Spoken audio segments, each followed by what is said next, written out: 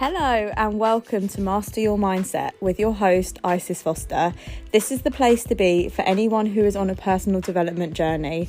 I will be sharing with you my own mindset hacks and personal past experiences. Please subscribe and share if you enjoy what I'm about to share with you and you've taken value from it. You never know who may need to hear it.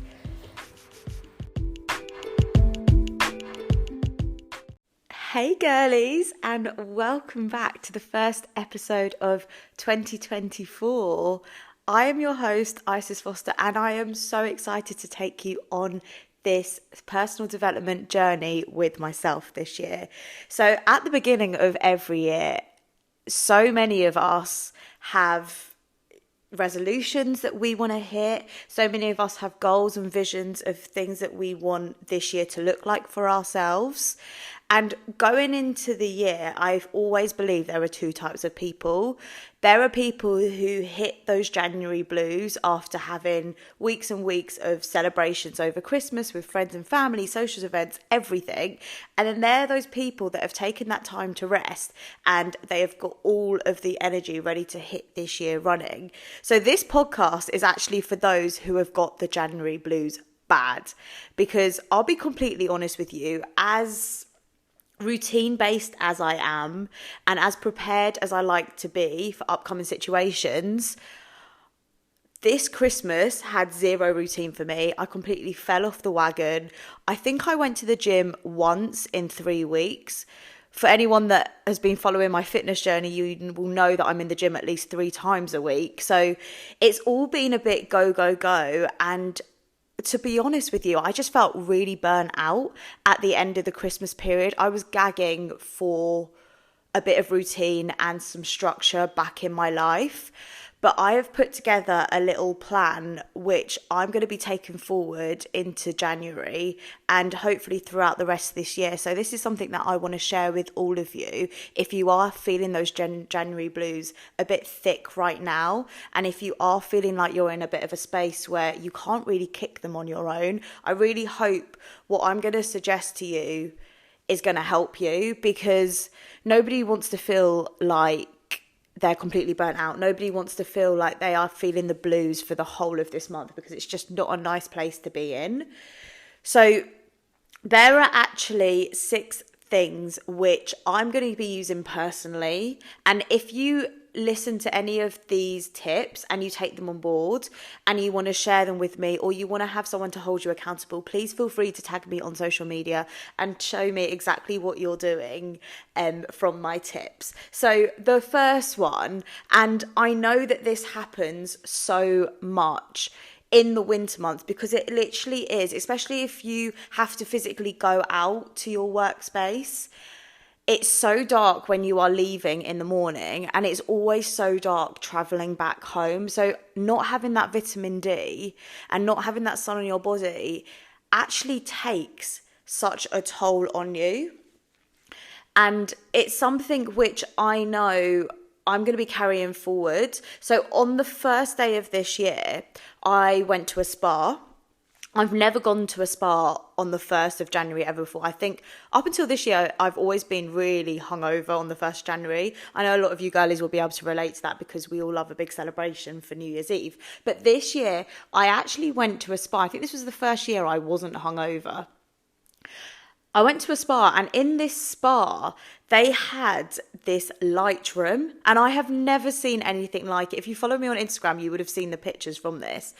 But they had literally 8 sunbeds, and the wallpapering behind was as if you were on a beach. There was beach huts, there was sand, there was the sea. And then they had these huge lights, which don't actually affect your skin in a negative way. If anything, it boosts the serotonin in your body because it gives you artificial light, but it's not like, it's kind of like being on a sunbed but without the UV rays. It was incredible. I was just lying there looking at this wallpaper behind the deck chairs, and I was thinking I would do anything right now to actually teleport myself to be in that place.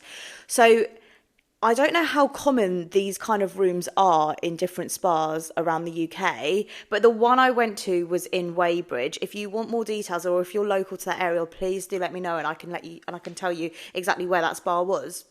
But it was literally incredible. I sat there for about half an hour, and coming off of that sunbed, well, it was a sunbed slash deck chair, I just felt so refreshed. And I think sometimes we have to artificially give our bodies the things that it needs.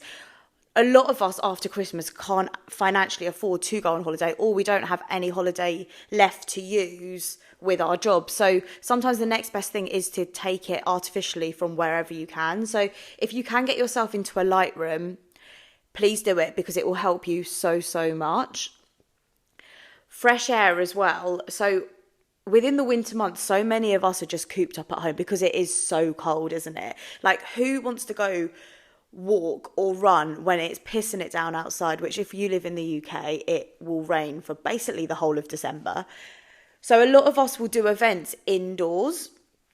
But something that I have realised, which helps so much, especially if you're working either at home or in an office, is to go and get that fresh air, because the fresh air helps to stimulate nerves in your brain, which will allow you to create new thoughts. And have you ever been like stuck inside a room and then you've all of a sudden got a headache? Sometimes all you have to do is literally step outside, breathe in a bit of fresh air, come back, and you'll feel like you're in a completely new headspace. So go on that walk. If you're a runner, go on that run. Suggest to meet your friends outside and do something outdoorsy, because having fresh air is so good for your body. But obviously with fresh air and the cold air around you, our skin can dry up. So something which I have sworn to the gods above that I will do every single day is to moisturize. From a very young age, I have had eczema. As I've got older, I feel like I've progressively grown out of it. But there was a stage in my life where it was so bad, to the point that like my eyelids would flake so much. I had sores like in the creases of my arms, behind my legs, on my neck. It was the most painful thing. But the one thing that got me through it was just moisturizing all the time. And it's so important that you do that in the winter months, because the air is so cold and it will dry your skin out. And I know I'm not the only one who sat and binge watched so many Christmas films, so many series on Netflix, but I'm telling myself this January that I'm going to be swapping out a bit of TV time for reading. And I'm not saying to completely cut out TV, because I find it so relaxing to watch TV, but I do think sometimes it's good for us to reduce the amount of screen time that we've got. And by reading, rather than looking at a screen, you're actually using your brain to think about what words you are reading from a book. So definitely pick up a book this January, whatever kind of thing you're into, whether it be a self-help book, whether it be a story book, whatever it is, picking up a book and reading before bed is my go-to thing. So I will literally get into bed, journal for about 20 minutes, and then straight afterwards pick up a book and read. And I'm not saying I do this every single night, because that is just so unrealistic. But if you have got a bit of structure and a bit of routine, especially around bedtime, I firmly believe that this will actually help you sleep a lot better. I definitely used to be one of those people who would lie in bed, get all cozy, but then be on their phone for hours and hours and hours. And this actually made me feel so anxious in myself. When I looked at the time after I'd been scrolling, like hours would have passed. And I know that a lot of you girlies out there currently do the same. You can fall into that scroll hole, and very quickly, before long, you'll be panicking about how much sleep you're actually going to get before you have to wake up again. So if that is you, I highly suggest plugging your phone in a different room, setting that alarm, so that in the morning when your alarm goes off, you physically have to get out of your bed, walk to turn the alarm off, and by then it's too late. Because I did it this morning. It's so easy just to snooze that alarm. But if you physically have to move your body and get out of that warm, cozy bed to turn the alarm off, it's very unlikely that you're then going to go back into that bed if you're already up. So give yourself a book to read at night. Create yourself a bit of a routine and get that structure back, because it will help you so much. And sleep is the most important thing that you could do for yourself. If you do anything this year, just make sure you are giving yourself enough sleep. Everything that you do in your day-to-day life is a bright byproduct of how you have performed the night before in your sleep. Have you ever been in a situation where you've had a really bad night's sleep, you've tossed and turned, you've been thinking about 1,000,001 things, and then the next day you don't feel like you can perform that well? well, that's literally because you didn't sleep good at all. But on the flip side, when you have a really good night's sleep, you honestly feel like you can take over the world. And I think in situations like this, you really do have to listen to your body, because your body will tell you when you need to rest, and it will tell you when you've had enough rest. Like, I've been in situations where I've been like, I need to sleep for 10 more minutes. And then I've looked at the time and it's been like another hour.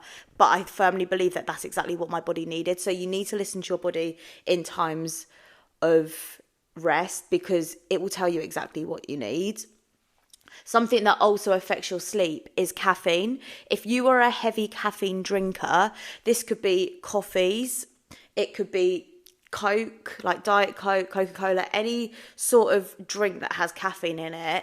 Just reduce your intake a little bit, especially if you're an anxious person, because there's a high link between caffeine and anxiety. And I'm not an anxious person at all, but I can definitely still feel the effects of caffeine if I drink it past 1 o'clock. So I always tell myself that after lunchtime, I'm not going to have any kind of caffeine, especially not any kind of espressos or things like that, because I know that if I do that, I won't sleep well that night. And like I said, everything is a byproduct of how you sleep. So unless you want to feel anxious and not have a very good night's sleep, don't drink caffeine after a certain time. Everyone's bodies are so different, so you need to find your threshold for yourself. But like I said, mine's around like lunchtime, so between 12 and 2. That will be the latest point in which I will have any kind of caffeine, because I know it's just going to have a detrimental effect on my rest. And now with social media, I have seen these being thrown around here, there and everywhere. I am actually still yet to create my vision board, but I have seen so many online, and I firmly believe that this is a really good thing to do at the end of one year or the beginning of next. If you haven't done one yet, you're not alone, because I still haven't done one either. And I'm actually going to be creating some content, if you haven't done yours yet, to show you how I'm going to do mine. So hang on for that, because I like to have everything in a physical form. Some people like to do this digitally, but I've seen a lot of people physically getting canvases and printing off photos or quotes or images of things that they want to achieve this year. And I know that this works, because I'm looking around now. I'm in my beautiful flat. I've got time to myself. I'm healthy. I'm happy. And I just feel so content. And everything that I currently have now was exactly what I always longed for years before this. And every single year, my vision board would look almost the same. And if you've ever created a vision board before, you'll know that most years, unless you've ticked everything off there, you will hang on to a few things that you've got on there. And vision boards are a great way to bring you back to the ground and say, like, this didn't work last year, but maybe I'll try it again this year. And it's a clear way to have an image and that vision of what you want for that coming year in front of you. So there are two ways to do it. You can either do it manually, so you can get like a canvas, print off images, stick them all on, or you can do it digitally. There's loads of templates on Canva that you can use. There are loads of different tools and techniques which you can embed into your digital vision board. And if there's one piece of advice I could give to anybody who is planning on making a vision board, don't feel like anything is out of your reach. I hate the term when people say, oh, be realistic, or like, that's not going to happen. Like, you need to make it more realistic to your life. If anybody says that to you, genuinely cut them out of your life, because there is no such thing as realistic. I have known people who have wanted crazy things, and in my head, I kind of thought, oh, wow, like that's a big goal. But I have seen them smash it. So if there is something that you want, no matter how crazy people around you think it is, if you have that vision of you being able to achieve that in your mind, there is a reason why you have that vision in your mind. And people achieve crazy things every single day. So if there is something you want, get that damn thing on your vision board, whether that be in a physical format or a digital format. Get that on your vision board and don't quit on that one thing. Just because somebody can't see that vision for you doesn't mean that you cannot have that vision for yourself. When people put limiting beliefs in your way, that is because they believe that of themselves. They believe that they could never achieve that thing, hence why they're telling you that you can't ever achieve that thing. So do not be put off by people around you. I firmly believe that this is an exercise which should be done in private. I'm very much, I want to achieve that, and then I will talk about it. But I know that there is also so much power in being held accountable on these things and sharing those visions with those around you. So however you want to do it, whether you want to keep it open or you want to do it in a private setting, just do what feels right for you and only share what you feel comfortable with sharing. There will be people out there who don't believe in vision boards, who just believe in taking it one day at a time and just getting by. Absolutely fine. But if you are somebody who wants to create a vision board, please, please, please just do it. And even if you want to keep it private, just keep it locked up somewhere so no one can see it. And only you need to reference back to it.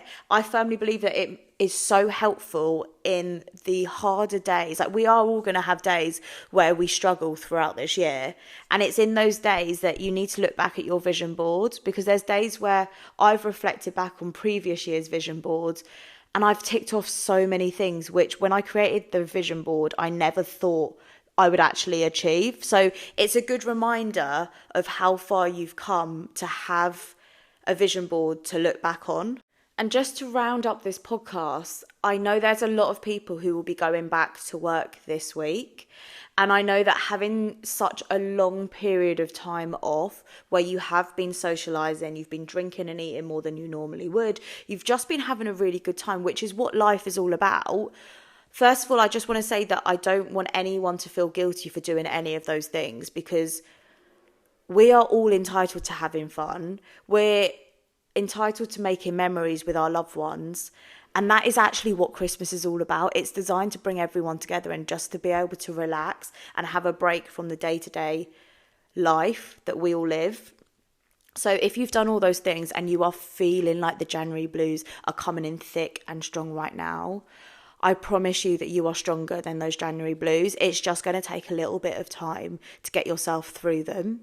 It's going to feel a bit hard because you are so used to having let's say you've been off for 2 weeks, you've had a couple of weeks to completely relax yourself, and now you're going back into an environment where you're being told what to do, or you've got to hand in a project by this date. It's a lot to take on board. So just take it as slow as you need to. If you've put pressure on yourself to hit certain goals by certain dates, please release that pressure. The goals will be hit when the goals are hit, and adding pressure to certain components of your life can actually slow you down. So if all you do this January is just get by and just make it to February, then I am super proud of you, because that's all you need to do. Life is literally what you make it. And I really hope that this podcast has made your January a little bit easier. If you are going to use any of the tips and techniques that I've shared with you, I would absolutely love to see them in action. So please feel free to tag me on Instagram at IsisFoster1 and show me what you are doing this January to help you kick those blues. Thank you so much for listening, and I will see you next week.